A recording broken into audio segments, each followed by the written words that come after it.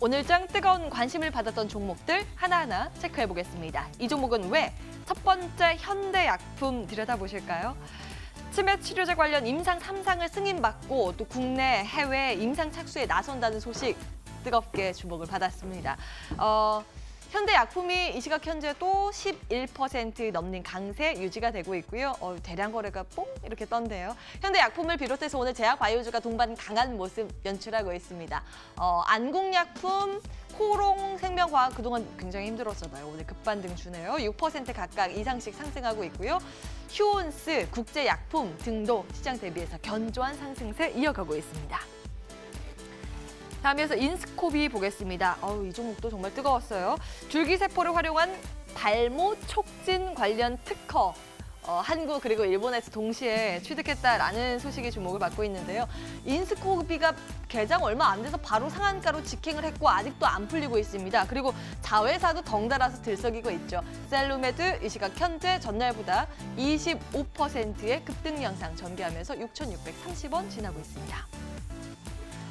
필라코리아 볼까요? 참 어렵네요. 최근 주가 흐름 보면요. 중국 관련 루머가 돌았는데 그 영향으로 14일부터 지금 보시면 3거래일 동안 음봉 긴 거 보이시죠? 15% 3일 동안 넘게 떨어졌는데 중국의 합작사 안티스포츠가 분식 회계한 거 아닌가 이런 루머, 소문이 돌았습니다.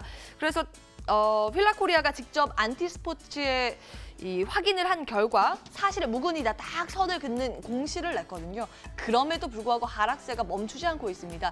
전거래일 대비했을 때 4% 가까운 낙폭을 시현한 필라코리아의 주가 흐름 포착되고 있습니다. 예, 이어서 항공주 볼까요? 모처럼 만에 항공주가 강한 모습 보이고 있습니다.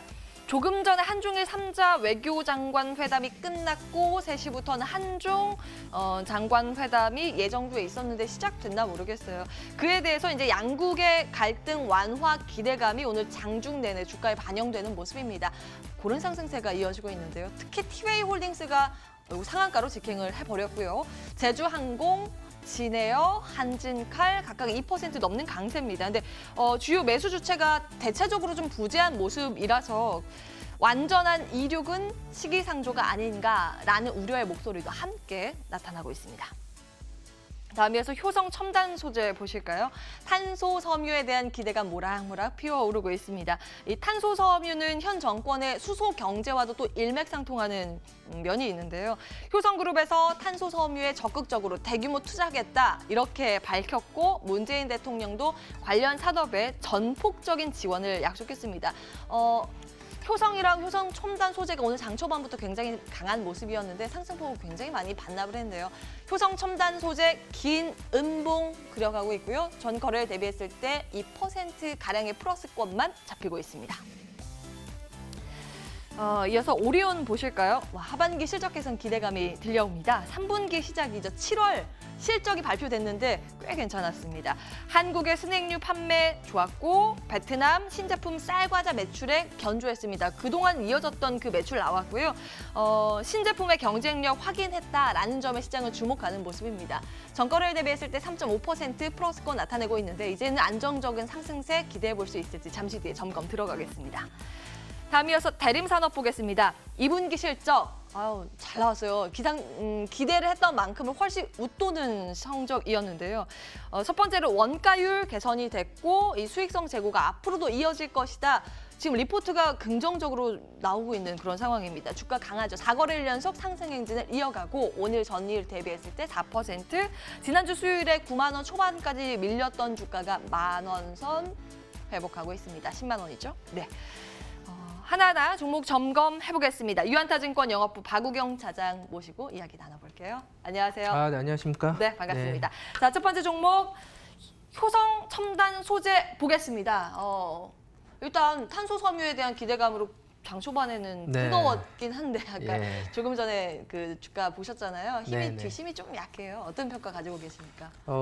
아침에 조금은 그 상승률을 좀 작게 시작해서 했으면은 종가가 오히려 좀 고가로 좀 끝났을 텐데 장 초반에 약 한 19%의 상승세로 시작을 해서 현재는 약 한 3%로 좀 마감을 할 것 같습니다. 효성 첨단 소재, 문재인 대통령이 어제 이제 효성그룹 방문해서 탄소 섬유에 대한 그런 국가적 비전까지 이제 제시를 했는데, 탄소 섬유라고 한다면은 그 철을 대신 이제 앞으로 사용할 수 있는 첨단 소재라고 좀 보시면 될 것 같아요. 철보다 약 한 4분의 1 가볍고, 그다음에 강도는 한 10배 세고, 그다음에 탄성은 뭐 7배 센 그런 아주 그런 그 섬유라고 할 수가 있는데, 저희가 이제 실질적으로 그 주변에서 이제 탄소 섬유를 이용한 그런 제품들로 본다면은 텐스 라켓, 네. 그다음에 배드민턴, 근데 항공기 부품들이 보통 이제 탄소 섬유를 좀 많이 좀 쓰입니다. 근데 가격이 상당히 비싸죠. 향후에 이제 탄소 섬유가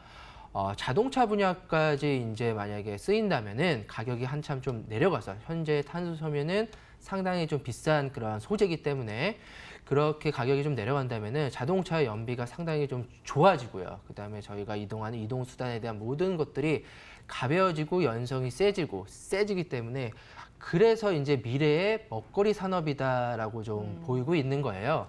효성 첨단 소재가 현재 그 매출액이 차지하는 탄소 섬유 비중은 약 한 1% 내외밖에는 안 되는데, 향후에 10년 뒤 약 2028년도에는 약 매출의 20%까지 이제 늘리겠다라고 해서 이제 증설을 본격적으로 좀 하고 있고요. 네.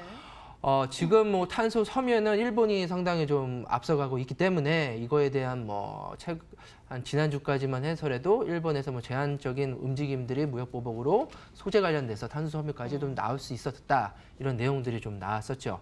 그래서 현재 뭐 주가 상황, 효성 첨단 소재가 2분기 실적은 뭐 실적에 대한 예상치보다는 조금은 좀 적게 나왔습니다. 주요 하는 산업이 타이어 코드, 그다음에 에어백, 원단을 주로 이제 만들고는 있는데, 생각보다는 실적이 조금은 안 나왔지만 현재 주가의 상황에 봐서는 장기적으로는 상당히 조금은 괜찮은 가격대가 아닌가라고 좀 말씀을 드릴 수가 있을 것 같아요. 장기적으로는 이게 새로운 먹거리이기 때문에 괜찮다, 이 말씀을 주셨거든요. 그러면 내일도 괜찮을까요? 글쎄요, 오늘 뭐 앞서서 좀 말씀드렸다시피 시가가 조금 저가로 시작을 했으면은 오히려 올라갈 수 있는 좀 룸들이 좀 많았을 텐데, 지금 시가가 19%로 급격하게 좀 오르고, 지금 현재 종가가 지금 3% 내외로 지금 움직이는 걸로 좀 봐서는 내일은 글쎄요. 글쎄요 주시는 거예요? 예, 글쎄요라고 좀 말씀을 드릴 수가 긴 호흡으로는 괜찮은데 지금 단기적인 시점은 여전히 변동성을 아예 배제할 수는 없다, 이런 관점이에요. 효성 첨단 소재 그쵸. 첫 번째로 이렇게 정리를 해보고요. 다음 종목 넘어가겠습니다. 이어서 대림산업 볼까요? 이게 괜찮았어요, 실적이. 그러면서 리포트들이 좋은 게 지금 쏟아지고 있더라고요. 어떤 관점이세요? 주요 건설사 4인방이라고 한다면은 대림산업, 현대건설, GS건설, 대우건설. 이제 보통 그 주요 이제 4개의 건설사들을 이제 그 상위 건설사들이라고 상장돼 있는 업체들 중에서 좀 보여주고 있는데, 하는 뭐 일거리 사업 부분 하면은 주택, 그다음에 플랜트 사업들을 주요 하고 있고요. 그다음 대림산업 같은 경우는 자회사를 통한 석유화학 사업까지도 좀 영위를 하고 있는데, 2분기 실적 국내의 그런 그 주택 사업 부분들이 상당히 판매가 호조가 됐고, 올해 뭐 말까지 뭐 내년도부터 이제 본격적으로 이 향후에 분양가 상한제에 대한 그런 이슈들은 있지만, 현재 봐서는 하반기 실적도 좀 나쁘지 않을 것 같다라는 게 가장 큰 이슈고요. 2분기 실적도 그런 측면에서 상당히 잘 나왔는데, 한번 대림산업은 제가 차트를 보면서 좀 말씀을 드리겠습니다. 6월 달까지 주가가 큰 폭으로 좀 상승을 하다가 지금 뭐 주가가 빠지면서 대림산업도 급락을 했고요. 현재는 한 4일 연속 좀 상승세를 좀 실현을 하고 있습니다. 5월 달부터 6월 달까지 주가가 좀 상승했던 연유는 외국인들이 지속적으로 좀 매수했던 그런 여력들이 있어요. 대림산업 같은 경우에는 외국인 지분이 상당히 높습니다. 외국인 지분이 상당히 좀 높기 때문에 향후에 그런 지분적인 문제점들, 지분적인 그런 뭐라 그럴까, 제2의 한치칼 같은 문제가 좀 대두될 수 있을 것 같아서, 지금의 가격대에서는 저희가 조금은 적극적으로 좀 매수할 필요가 있겠다라고 좀 말씀을 드릴 수가 있을 것 같습니다. 굉장히 강력한 좋은 의견 주셨는데, 근데 이런 기업들 보면요, 이 업황 자체가 지금 분양가 상한제 있잖아요. 괜찮을지 좀 물음표 달려있는 상황이에요. 앞서서 말씀드렸다시피 이제 실적은 하반기까지는 좀 좋을 걸로 좀 보이고 있고요. 예.